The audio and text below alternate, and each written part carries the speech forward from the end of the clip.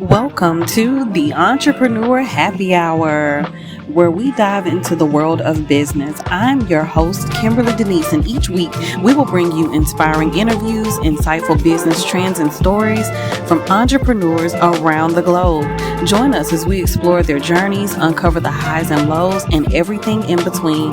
Whether you're an aspiring entrepreneur or a seasoned business owner, there is something here for you. So sit back, relax, grab your favorite beverage, and let's talk about business.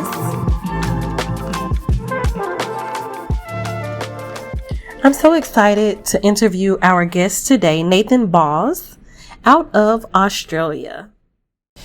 Over the past 43 years, Nathan has launched and grown 15 businesses, many achieving seven-figure turnovers, driven by his innovative business growth strategies. His approach combines natural dopamine optimization, cutting-edge AI, creative thinking, and a passion for solving problems in unconventional ways. Nathan is a dynamic public speaker sharing his insights on business, mindset, and health at events worldwide and teaching entrepreneurial skills to the next generation. As a consultant, he helps startups and established businesses thrive. A former Australian Shark Tank contestant, Nathan launched 3 restaurants on the show. He holds a 2024 Guinness World Record for ice baths and achieved top sales for Australia's 2 largest supplement brands for 8 years. Known for his zero-cost marketing stunts, Nathan has garnered over $100,000 in free advertising and widespread media coverage. Starting his first business at age 6, selling paper airplanes, Nathan's journey includes both significant successes and valuable lessons from setbacks. He has built businesses across various industries, including health, property, hospitality, and education. Nathan enjoys partnering with other business leaders to drive growth, blending health, mindset, and marketing strategies with a dash of humor for ultimate success. Nathan, I am so excited to have you here today. Thank you so much for joining me. Oh, my pleasure, Kimberlee. It's really cool to be here. Thank you. Awesome. I know it's pretty early where I am here in Memphis, but you are in Australia, correct? Perth, Western Australia, the other side of the planet. That's right. Yeah. Yes. And so I'm just getting my day started, and I'm pretty sure you're ready to wrap your day up and go to bed. That's right. Yeah, we're the opposite end. So it's about 9 p.m. here, but that's okay. That's all fun. Yes. Yeah. Well, I love it. Well, again, thank you so much. I wanted to jump in by first asking you an icebreaker question. And so, this question I normally ask all of our guests. And so, the name of the show is the Entrepreneur Happy Hour. The tagline is grab your favorite beverage and let's talk about business. So, what is your favorite beverage, Nathan? I've got to be a little bit boring here when it comes to beverages because I don't drink. I'm very keto focused as well. So my food and my excitement in my diet is a little bit on the conservative side. So my favorite drink is water. Woohoo! Oh my Yeah. goodness. So I think water, if I was doing like like keeping a tally, because you're not the first guest who said that water is like their go-to.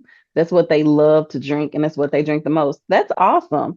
I think it's really important as entrepreneurs that we are taking care of ourselves. We are our brand, we are our business, and health is so important. I think sometimes in the busyness of life, we forget about that. So I love hearing that from you, but also to know that you are in the food industry. So some things that you have done around food and all of that. So I'm excited to get into that. I have one more icebreaker question. What's a fun fact about you that most people don't know? Fun fact about me. I guess I'm getting it out there a little bit more now. So a few people are sort of starting to hear, but I've got a bunch of businesses. So most people know me from the one food business, but I'm a bit of an obsessive compulsive business creator. So I've got a bunch of different businesses in a bunch of different industries, and I just love starting new businesses. So that's sort of something that's a little bit hidden, but it's coming out a little bit more these days. I love that. I love that. That's amazing. Okay, so you dabble in a few things. Well, let's get into your business journey and a little bit more about what inspired you. So, this next question, what inspired you to launch your business? And just share a little bit about the story behind your journey in entrepreneurship. Sure. Yeah, it starts off quite young, as it would pan out. I've always been interested in business, and I just love business in any shape or form. I can talk business and do business 24/7. So to anyone who's not into business, it tends to bore the heck out of them, I'm sure. But I don't have much of a social life. It's just all focused on business. And what I love to do is a whole combination, use a whole bunch of different tools in business. So, we spoke about drinking water. My background's in health, and what I love to do is bring all the health elements, all the health tools that we can use to advance business. I tend to use it for that. I understand, being a health background as a naturopath, it's fantastic to eat healthy and be healthy for general health and well-being, but I like to optimize the health to maximize my business outcomes. So everything I do in my health world is, strangely enough, all directly linked to the outcomes that I'm going to get in my business world. So there's a bunch of things that I like to do and hack to get into to optimize business, but from a health and maximizing energy, maximizing brain function, all those sort of things that, you kind of need as an entrepreneur and as a business owner. But if answering your question, going right back, I guess my journey started when I was around 6 years old, and I got into my first business. Very unsuccessful, but nonetheless, it was my first business. And I realized we were eating a ridiculous amount of potatoes as a child. And as it pans out, the potato budget stretches pretty far. So we didn't have a lot of money, and I had a single parent mum bringing us up, and that was the diet. So at 6 years old, I went to stay with my cousin on his farm for about a week. And I said, as soon as I got there, I said, "Hey, Jerem, I don't want to eat another potato again. We've got to make some money." So over the next week, the plan is to start a business, make some money, and then I can help mum maybe buy some other food, because I just can't handle any more potatoes. So I was pretty motivated back then. So we kind of put our heads together and thought, well, let's make some money. How do you make some money was the next question as a 6-year-old. And we had no idea. We were totally clueless. You're not taught this stuff, right? As a kid, you're never taught entrepreneurialism. Funny enough, that's a business I've just recently started, teaching kids. But nonetheless, at this age, we put our heads together and said, well, we've got to make some money. So let's look around the farm that we were staying on, and let's try and find something we can make money with. So we looked around, and there was beer bottles and beer caps sitting all over the farm. And we got the caps, and we thought, oh, wow, look, that looks a little bit like a 20-cent coin. So being a naive 6-year-old, we thought, well, the way you make money is to actually physically make money, right? So we got the caps, and we drew a 20-cent, got a permanent marker, drew 20 cents on it, and we thought we'd made money. But after a little while, we thought, no, no one's going to take our 20-cent bottle caps. So we went back to the drawing board, and I said, Jerem, we'll probably have to find something that we can do that we're good at. Maybe if we can find a skill that we're good at, we can make some money out of that. And I said, what are you good at? And he said, oh, well, I can kick a football pretty well. And I thought for a while, and we both thought, no, we don't know how to make any money out of kicking a football. So it occurred to me after a little while, oh, I'm pretty good at making paper aeroplanes. So that was it. We decided to make paper aeroplanes. We sat out on a trestle table at the front of this road out the front of the farm in the middle of a country town, no cars. Over the whole period we were there's about 2 cars that drove past. None of them stopped, and none of them had the courtesy to buy any of our amazing paper airplanes. But we learned a bunch of lessons on that day that apparently signage and good communication is quite important in business, letting your customers know what you've got. And another little thing we learned was apparently you need human beings to buy stuff off you. So you need customers, a ready supply of customers. So in businesses that I run these days, those two things factor quite heavily in them.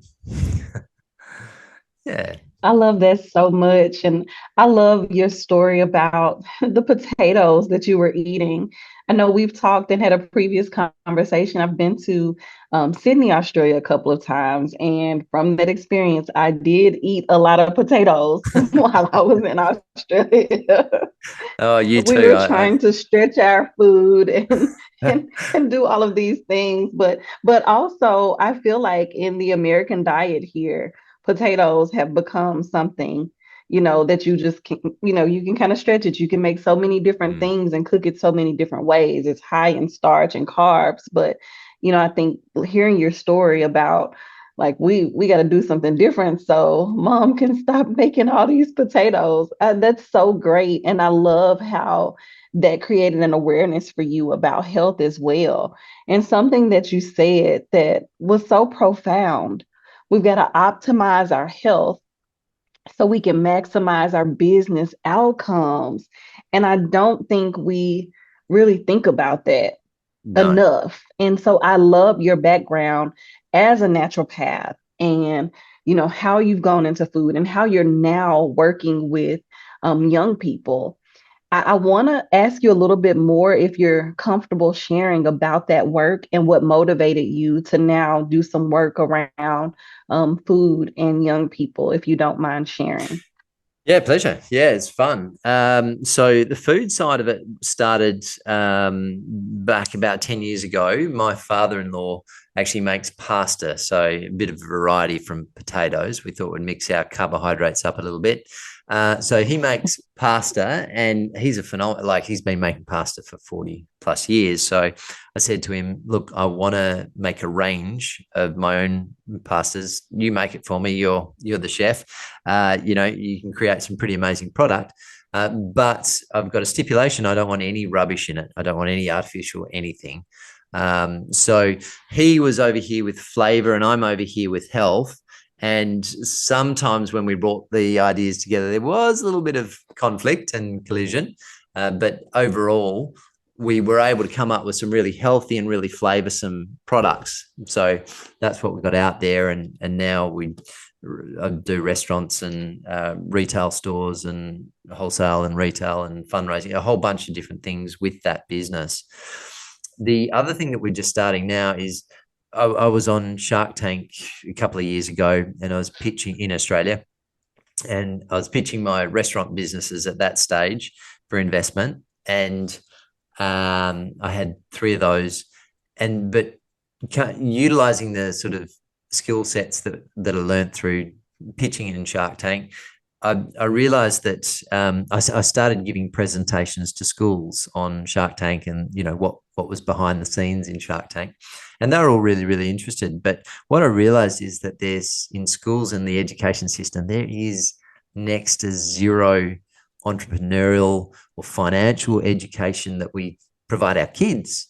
So I just realized there's a massive gap, and it's a sad gap, because all these kids are coming out into the world without real knowledge of worldly stuff and finances, which is pretty darn crucial to every human on the planet.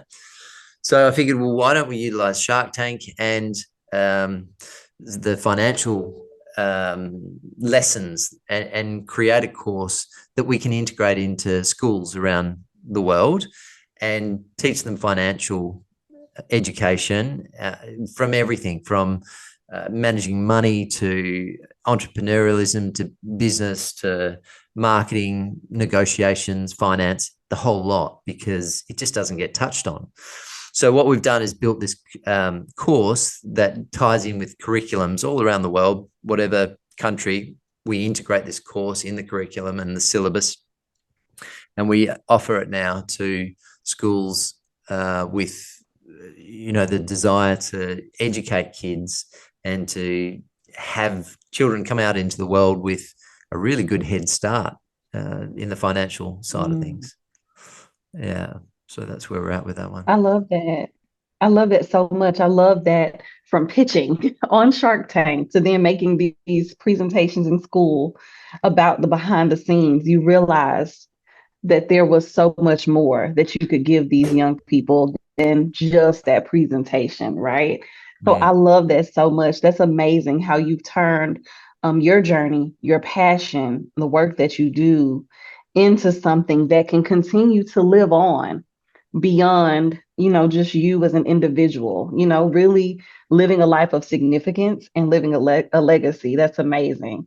No pressure there, Nathan. But no, that's amazing to be able to do that. I think oftentimes when we get into entrepreneurship, we think about ourselves and our families and, the financial freedom we could have, the flexibility. But sometimes some of us don't think about the long term, who we're really helping and how we could really make a difference. That's beyond us. We're just a vessel being used. Sure. And I think for many years, that comes down to purpose. What is your purpose? And for many years, I really, really struggled to define my purpose.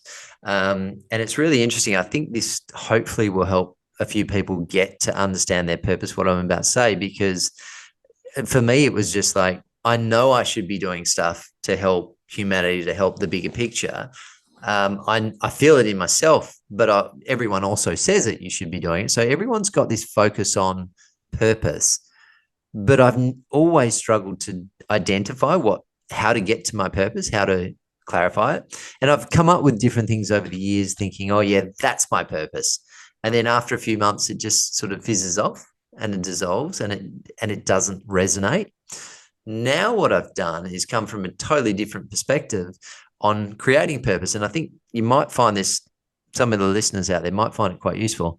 So I come from a totally different perspective now. What I really, really focus on now is what I absolutely love doing. So I identify what it is I'm super, super passionate about, like that keeps me up all night, that gets me up out of bed early.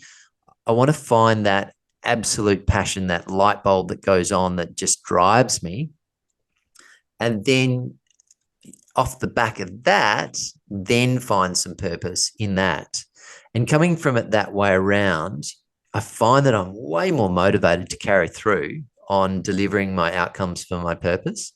So, for example, I knew I wanted to do something with helping kids, but didn't really know how to get there. So now, I love business. So I realized that that's my passion.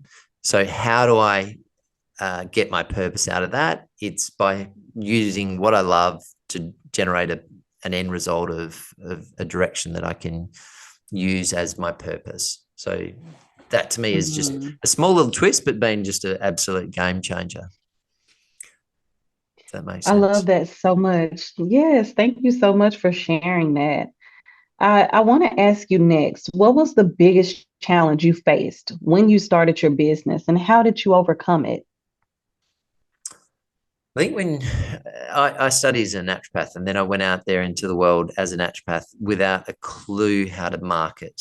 I had no idea about sales. I had no idea about negotiation and marketing.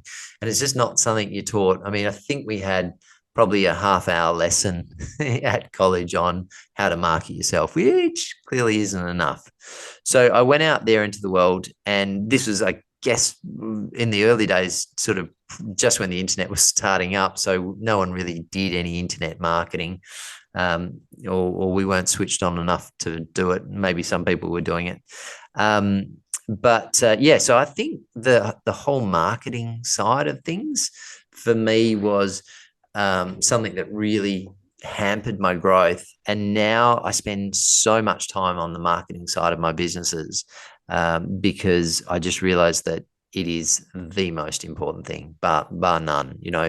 If we can't stimulate sales, and get natural growth and I mean, I prefer coming at from an organic perspective instead of paid advertising. I really like to utilize organic strategies to grow my businesses. But that is the thing that I guess really I struggled with in the early days in growing businesses, just not knowing how to get the word out there and to scale.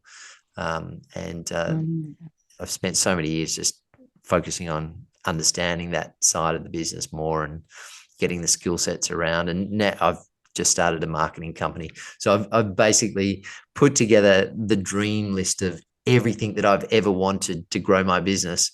And then I've started offering that to other people using my team to do all that side of things, like just the total ultimate business growth concept altogether. So, we can help other people a little bit more quickly get onto the roadmap. I love that so much. I love that. The final question I want to ask you, I'm going to ask you something else after, just a kind of a fun question. But what advice would you give to aspiring entrepreneurs, somebody that's just getting started? We're kind of building off of this. You just talked about a little bit about, knowing how to market yourself and all of that. And I think that's so crucial. You really need to know that and know, what to do and enlist help, right? If you're not sure what to do, there's a lot of people out there that they focus on that. But if you had to give some advice to someone just starting out, what would that be?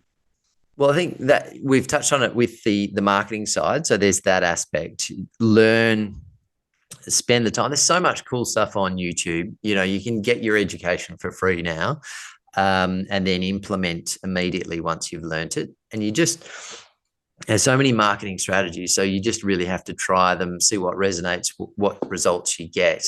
And then if it doesn't work, then either improve it or move on to the next thing. So don't be fixated in one area if it doesn't work for too long. So I think the marketing side, really, really important. I think the other side of it, that the businesses that I've really excelled in, I've had amazing mentors in. So, the Robert Kiyosaki, Rich Dad, Poor Dad story. So I was fortunate enough to find really good mentors in different businesses that I've been involved in. I had an amazing property mentor who is one of the best creative finance property gurus in Australia and the UK. Now he's one of my business partners. So I feel very fortunate with that, to be able to learn off people like him. When I was in the health industry, I worked for an amazing entrepreneur for 8 years as a job. And I did that because I just would hang out with him and just absorb. And then I found that I could use all that knowledge that I learned off this absolute guru. He's got probably close to 100 pharmacies across Australia now. So I learned all that. I brought it into my own business, started my own business, and I got phenomenal growth.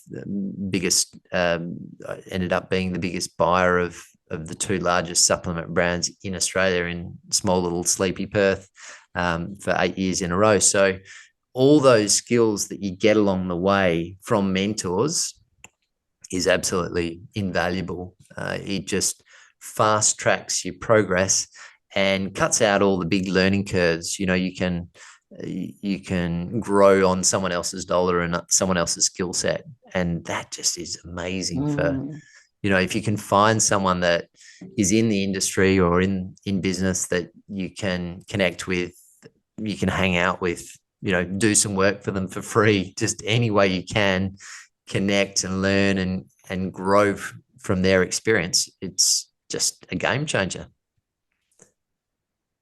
I love that so much. I love how we started out talking about, about water and about, health, and how your journey into entrepreneurship as a foodpreneur, and even your background with restaurants and now property management and all of that. I so enjoyed talking with you today. And this is my first time doing this today. So I know you're probably like, what in the world is she doing? But I wanted to end with like a light, fun question as we close out. So if this doesn't go over well, I probably won't do it again, but we're just going to try it out. Please So be your guinea we've pig. had Go ahead. If you were a superhero, what would your superpower be and why? Okay, if I was a superhero, what would my superpower be? Look, it would have to be something related to business because that's what gets me excited.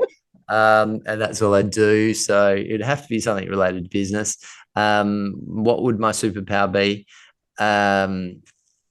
I think, I'd love to be able to get to 7 figures within a month or a very short period of time in any Ooh, business. That would be pretty cool. So okay. yeah, that would probably be my superpower. Okay. The ability to get accelerated Right. into 7 figures. Yeah. That's a good superpower. I love that. It's a total Nathan, business nerd's superpower. Yeah. listen, we're here for it. Maybe we need to come up with some business superhero characters or something. Sounds good. Yeah. I love this so much. Nathan, thank you so much for taking a little bit of time to talk with me today and just excited to be able to connect with you. So, if you're listening to this episode, we do have a landing page that includes information where you can find out more about our guests and you can connect with them from there. But thank you so much again, Nathan. We really appreciate you. My pleasure. Thanks so much for having me, Kimberlee. It's been awesome. And that's it. Thanks for tuning in to this episode of the Entrepreneur Happy Hour. A big shout out to our guest today. Thank you for sharing your incredible journey and insights with us. If you would like to connect with them, their handles are in the description. But also, if you go to our website, theentrepreneurhappyhour.com, you can find more information about them, be able to read a little bit about their story, and connect with them as well. We hope you found inspiration and valuable takeaways in today's conversation. Don't forget to subscribe and leave a review if you enjoyed this episode. Stay connected with us on social media and visit our website for more episodes, sponsorship opportunities, and upcoming pop-up events. Until next time, make sure that you are chasing those dreams and remember that success is just one step away. All right, that's it. Until next time, cheers. The views and opinions expressed in this episode are those of the guest and not necessarily reflect the views of the host, Kimberlee Deneice, or the Entrepreneur Happy Hour podcast. This podcast is a project of the Flourishing Agency, LLC.